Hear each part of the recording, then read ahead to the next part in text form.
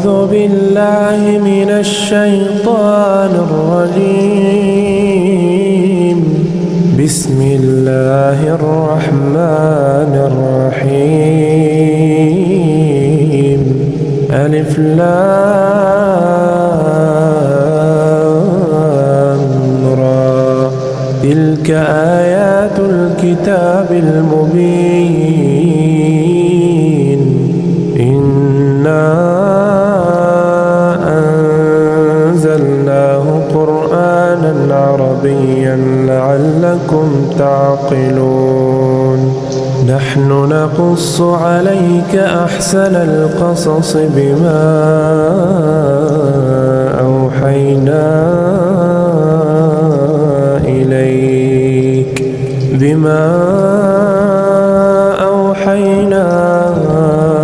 إليك هذا القرآن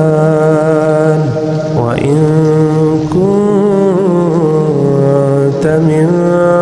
قبله لمن الغافلين. إذ قال يوسف لأبيه يا أبت إني رأيت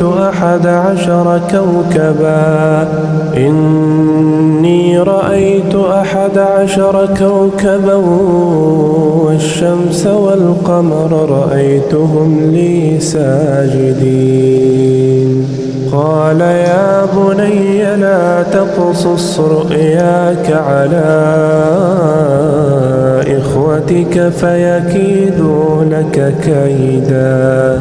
إن الشيطان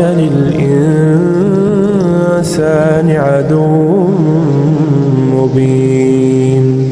وكذلك يجتبيك ربك ويعلمك من تأويل الأحاديث ويتم نعمته عليك وعلى آل يعقوب كما أتمها على أبويك من قبل إبراهيم وإسحاق إن ربك عليم حكيم. لقد كان في يوسف وإخوته آيات للسائلين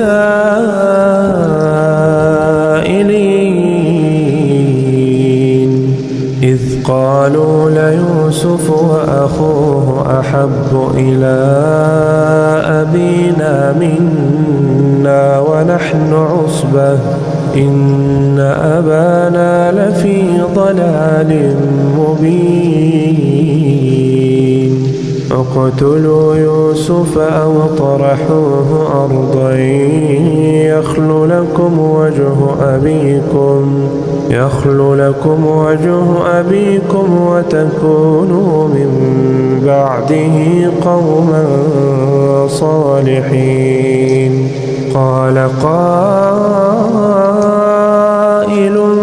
منهم لا تقتلوا يوسف وألقوه في غيابة الجب يلتقطه بعض السيارة إن كنتم فاعلين. قالوا يا أبانا ما لك لا تأمنا على يوسف وإنا له لناصحون. أرسله معنا غدا يرتع ويلعب وإنا له لحافظون. قال إني ليحزنني أن تذهبوا به وأخاف أن يأكله الذئب وأنتم عنه غافلون. قالوا لئن أكله الذئب ونحن عصبة إنا إذا لخاسرون فلما ذهبوا به وأجمعوا أن يجعلوه في غيابة الجب وأوحينا إليه لتنبئنهم بأمرهم هذا وهم لا يشعرون وجاءوا أباهم عشاء يبكون قالوا يا أبانا إنا ذهبنا نستبق وتركنا يوسف عند متاعنا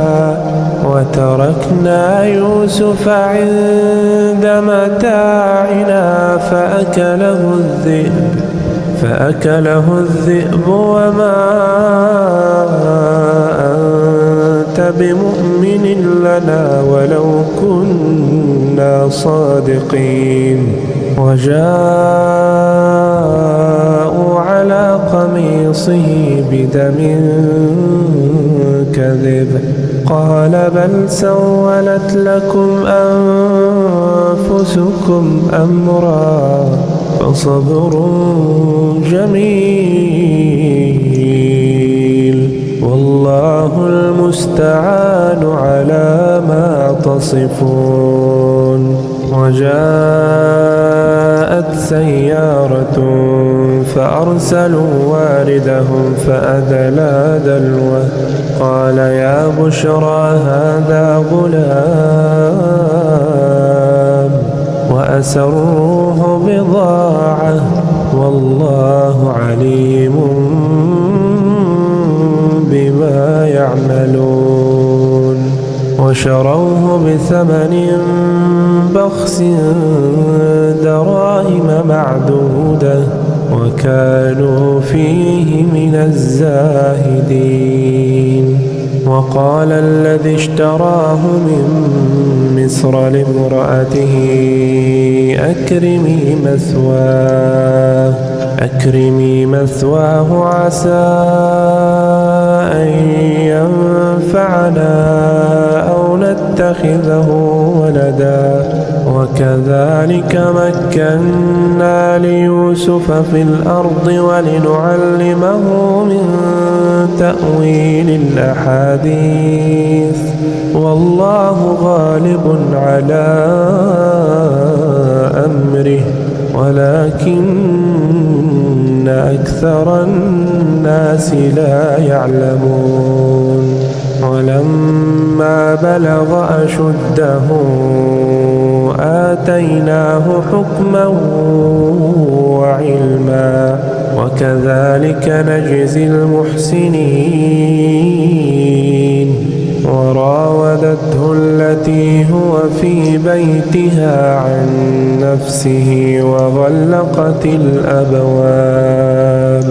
وغلقت الأبواب وقالت هيت لك قال معاذ الله إنه ربي أحسن مثواي إنه لا يفلح الظالمون ولقد همت به وهم بها لولا أن رأى برهان ربه كذلك لنصرف عنه السوء والفحشاء إنه من عبادنا المخلصين واستبق الباب وقدت قميصه من دبر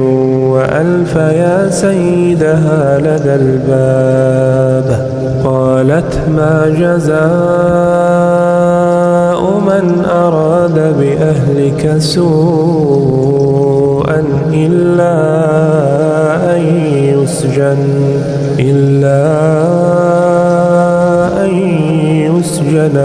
عذاب أليم. قال هي راودتني عن نفسي وشهد شاهد من أهلها إن كان قميصه قد من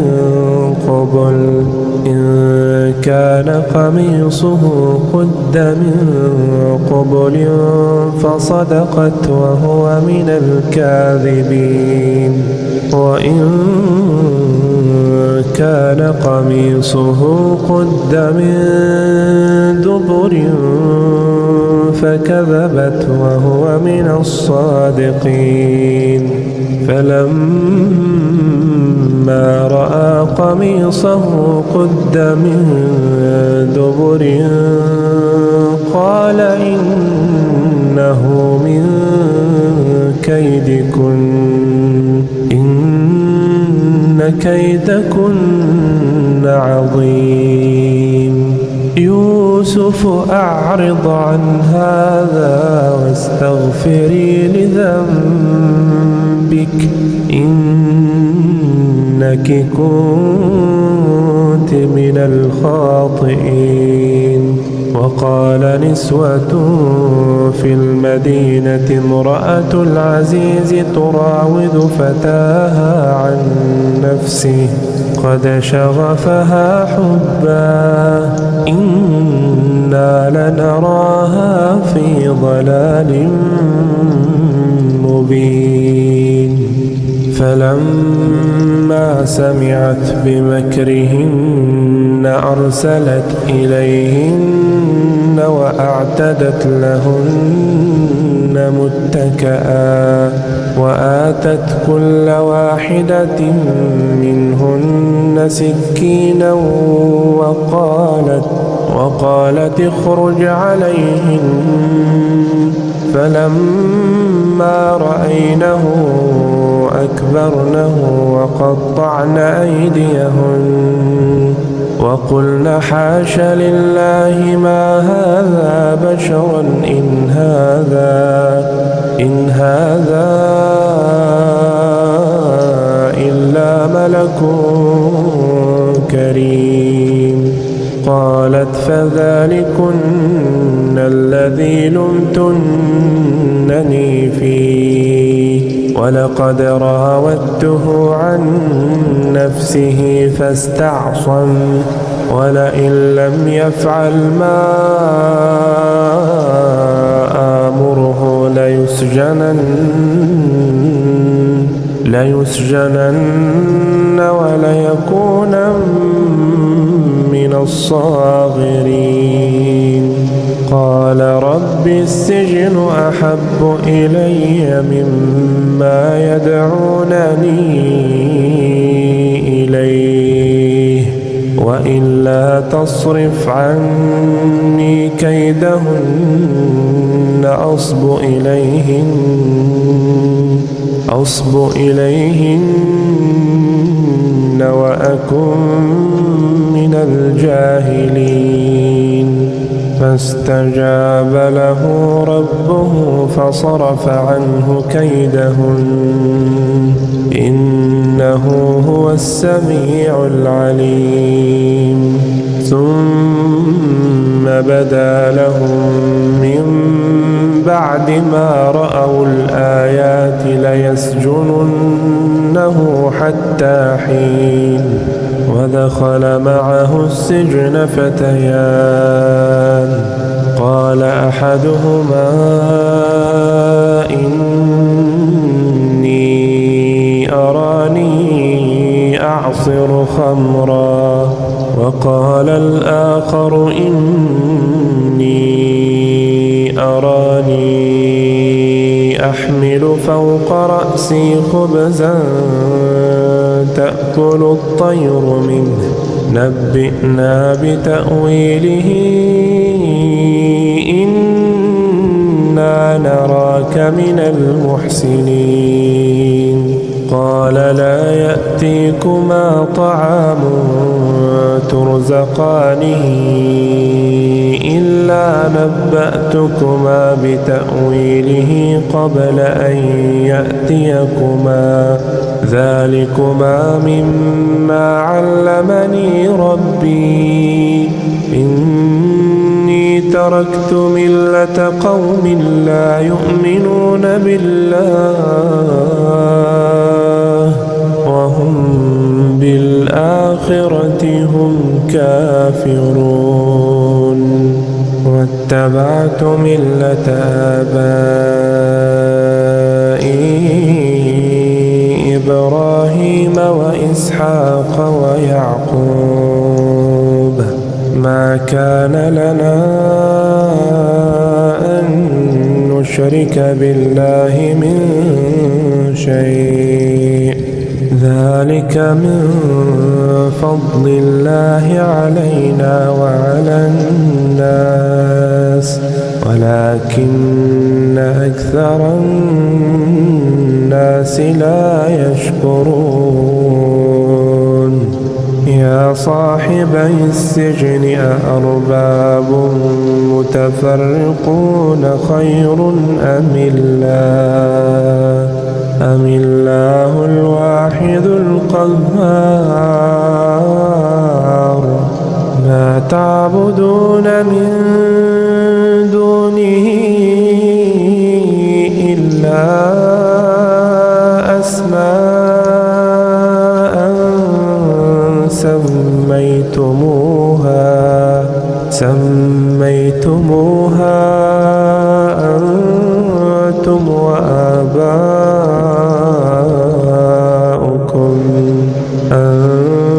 أنتم وآباؤكم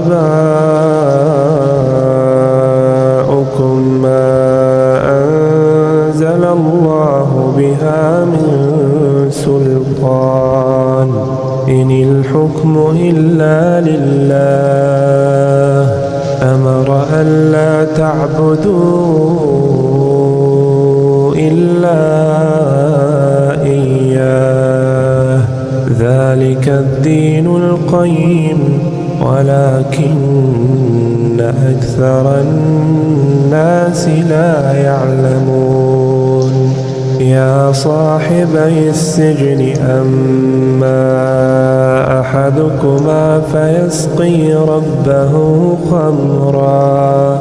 وأما الآخر فيصلب فتأكل الطير من رأسه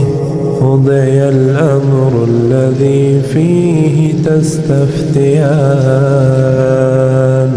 وقال للذي ظن أنه ناج منهما اذكرني عند ربك فأنساه الشيطان ذكر ربه فلبث في السجن بضع سنين وقال الملك إني أرى 7 بقرات سمان يأكلهن 7 عجاف و7 سنبلات خضر وأخر يابسات يا أيها الملأ أفتوني في رؤياي إن كنتم للرؤيا تعبرون قالوا أضغاث أحلام وما نحن بتأويل الأحلام بعالمين وقال الذي نجا منهما وادكر بعد أمة أنا أنبئكم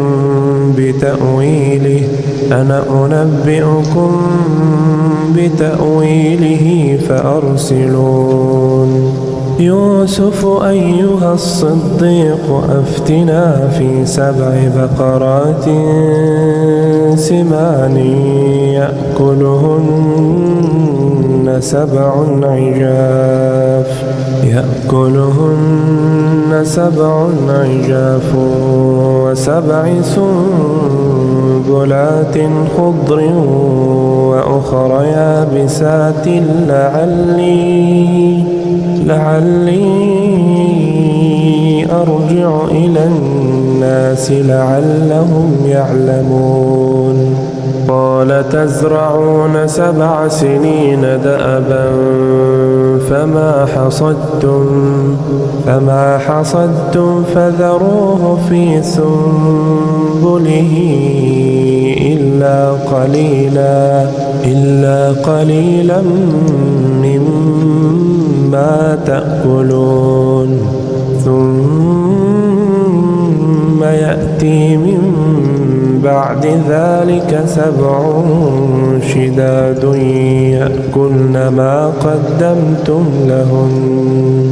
يأكلن ما قدمتم لهن إلا قليلا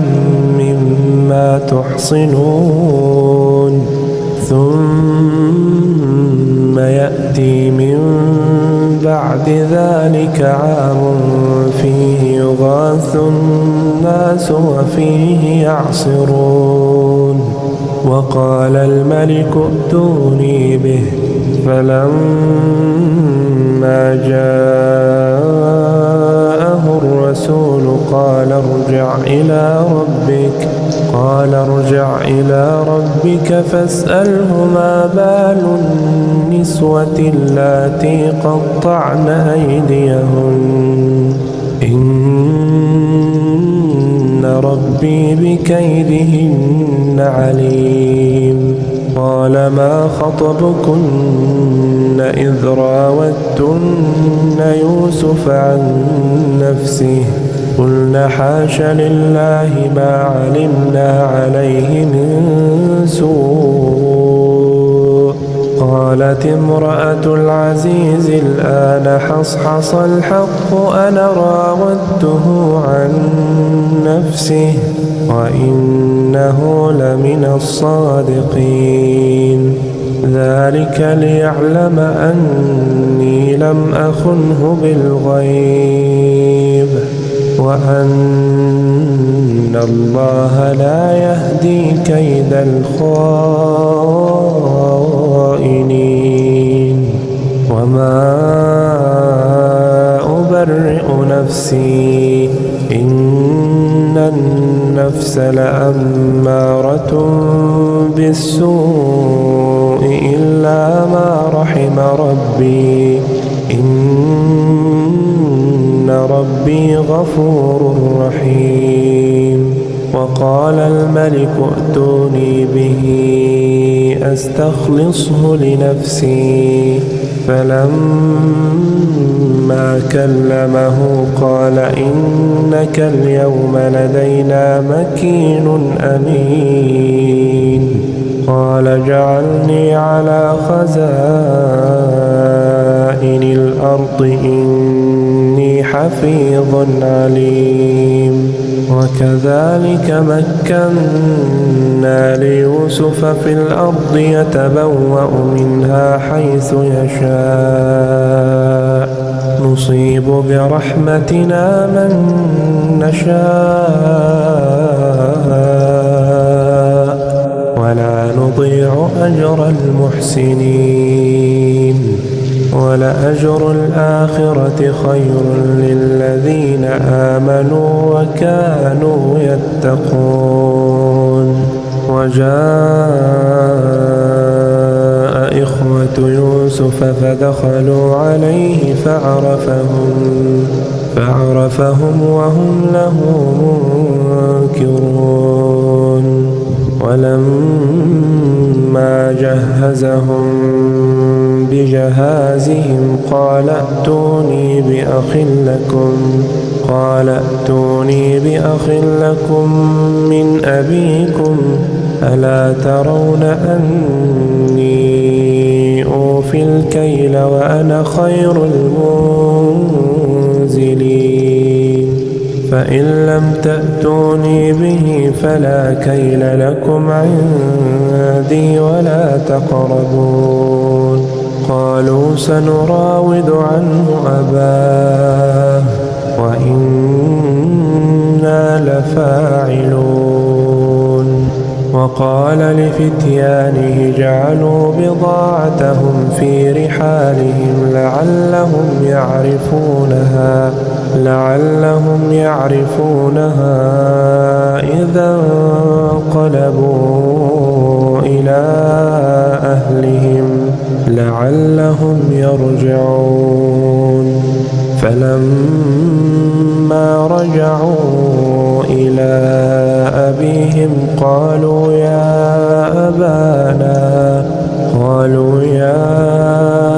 أبانا منع منا الكيل فأرسل معنا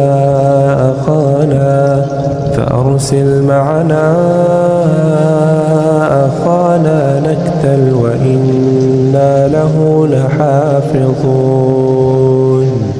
قال هل آمنكم عليه إلا كما أمنتكم على أخيه من قبل فالله خير حافظا وهو أرحم الراحمين. ولما فتحوا متاعهم وجدوا بضاعتهم ردت إليهم قالوا يا أبانا ما نبغي هذه بضاعتنا ردت إلينا ونمير أهلنا ونحفظ أخانا ونزداد كيل بعير ذلك كيل يسير. قال لن أرسله معكم حتى تؤتون موثقا من الله لتأتونني به إلا أن يحاط بكم. فلما آتوه موثقهم قال الله على ما نقول وكيل. وقال يا بني لا تدخلوا من باب واحد وادخلوا من أبواب متفرقة وما أغني عنكم من الله من شيء إن الحكم إلا لله عليه توكلت وعليه فليتوكل المتوكلون. ولما دخلوا من حيث أمرهم أبوهم ما كان يغني عنهم من الله من شيء إلا حاجة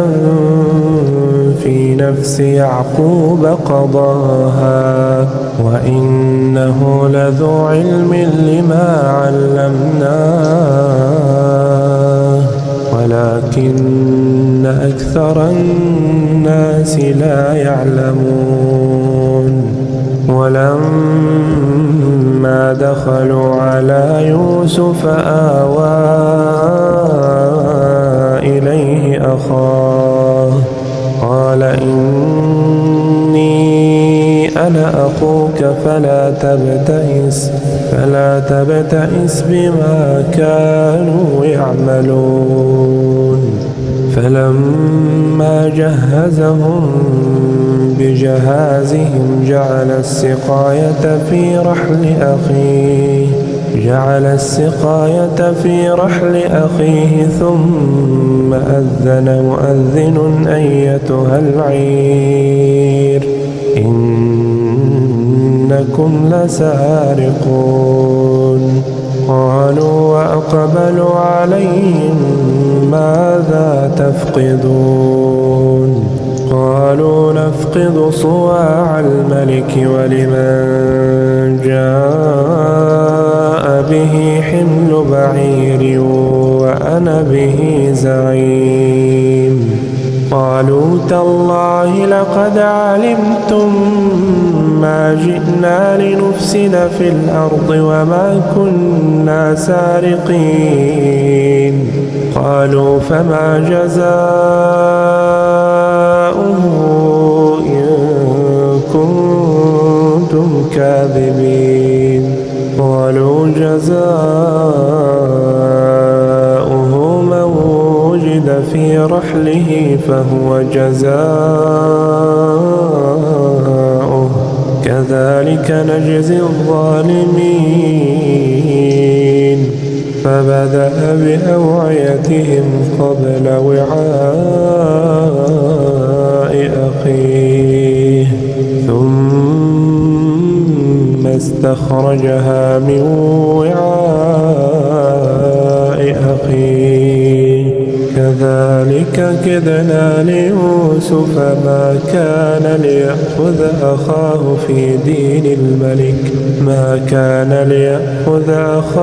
في دين الملك إلا أن يشاء الله نرفع درجات من نشاء وفوق كل ذي علم عليم. قالوا إن يسرق فقد سرق أخ له من قبل فأسرها يوسف في نفسه ولم يبدها لهم قال أنتم شر مكانا والله أعلم بما تصفون. قالوا يا أيها العزيز إن له أبا شيخا كبيرا فخذ أحدنا مكانه إنا نراك من المحسنين. قال معاذ الله أن نأخذ إلا من وجدنا متاعنا عنده إنا إذا لظالمون. فلما استيئسوا منه خلصوا نجيا قال كبيرهم ألم تعلموا أن أباكم قد أخذ عليكم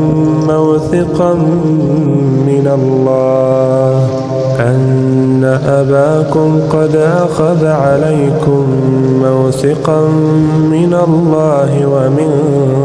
قبل ما فرطتم في يوسف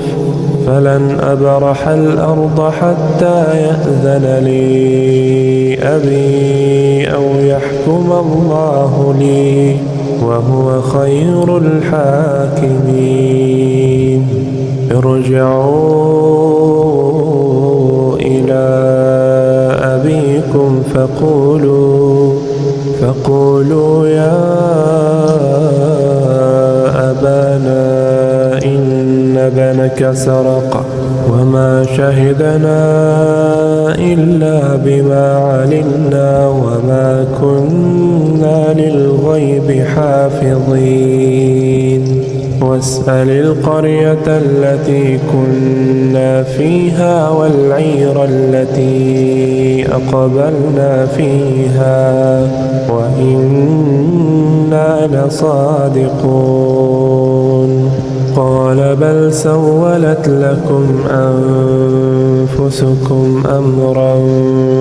فصبر جميل عسى الله أن يأتيني بهم جميعا إنه هو العليم الحكيم. وتولى عنهم وقال يا أسفا على يوسف وابيضت عيناه من الحزن فهو كظيم. قالوا تالله تفتأ تذكر يوسف حتى تكون حرضا أو تكون من الهالكين. قال إنما أشكو بثي وحزني إلى الله وأعلم من الله ما لا تعلمون يا بني اذهبوا فتحسسوا من يوسف وأخيه ولا تيأسوا من روح الله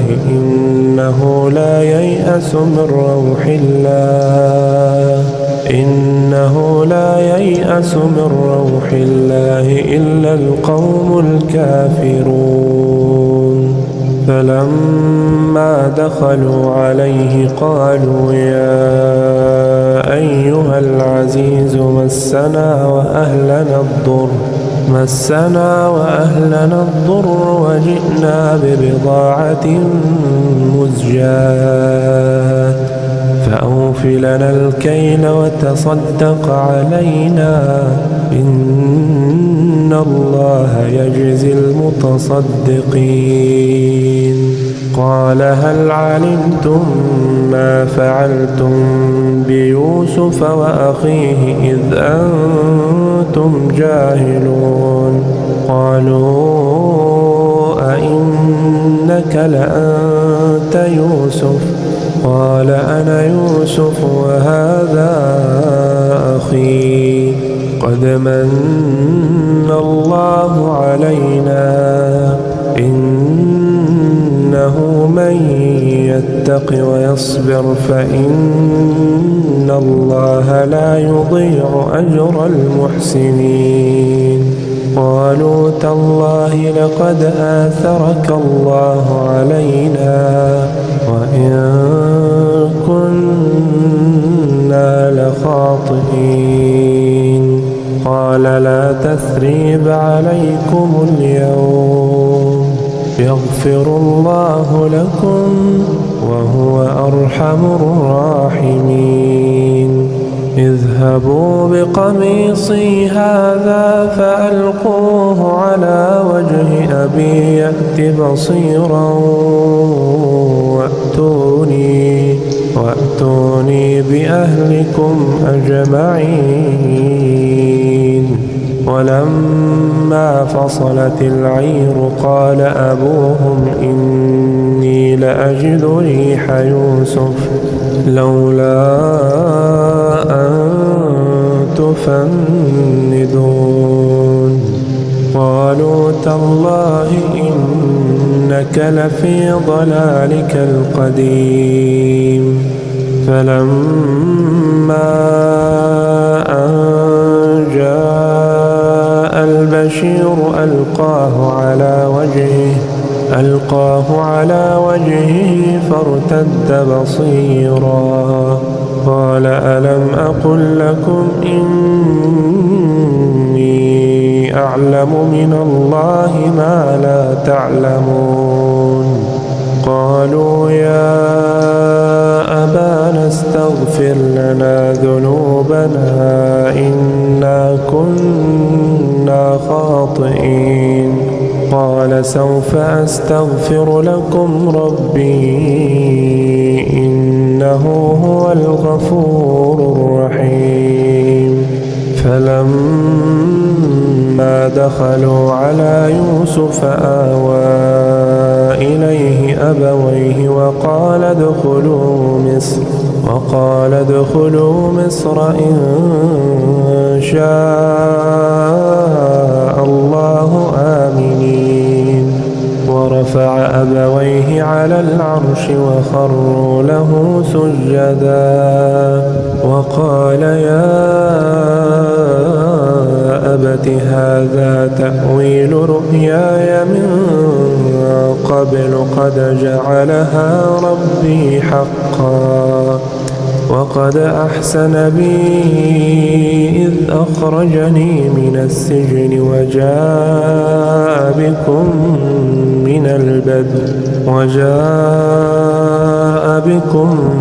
من البدو من بعد أن نزغ الشيطان بيني وبين إخوتي إن ربي لطيف لما يشاء إنه هو العليم الحكيم رب قد آتيتني من الملك وعلمتني من تأويل الأحاديث فاطر السماوات والأرض أنت وليي في الدنيا والآخرة توفني مسلما وألحقني بالصالحين ذلك من أنباء الغيب نوحيه إليك وما كنت لديهم إذ أجمعوا أمرهم وهم يمكرون وما أكثر الناس ولو حرصت بمؤمنين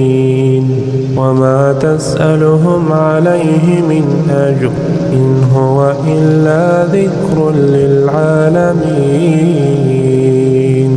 وكأي من آية في السماوات والأرض يمرون عليها وهم عنها معرضون وما يؤمن أكثرهم بالله إلا وهم مشركون أفأمنوا أن تأتيهم غاشية من عذاب الله أو تأتيهم الساعة بغتة وهم لا يشعرون قل هذه سبيلي أدعو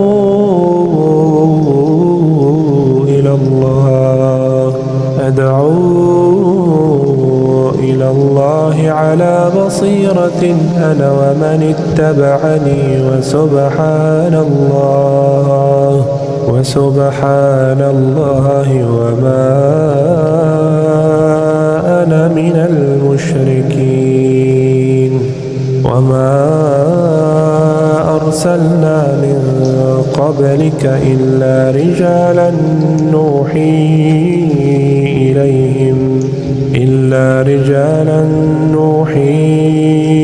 إليهم من أهل القرى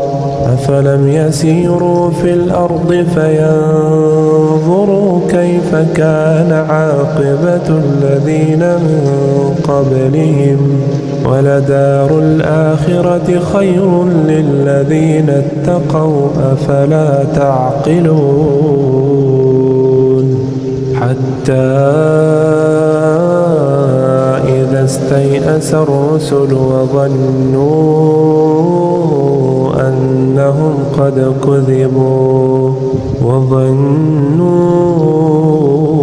أنهم قد كذبوا جاءهم نصرنا فنجي من نشاء ولا يرد بأسنا عن القوم المجرمين لقد كان في قصصهم عبرة لأولي الألباب ما كان حديثا يفترى ولكن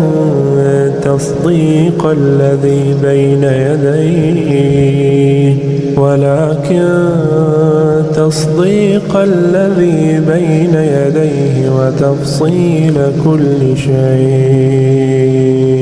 وهدى ورحمة لقوم يؤمنون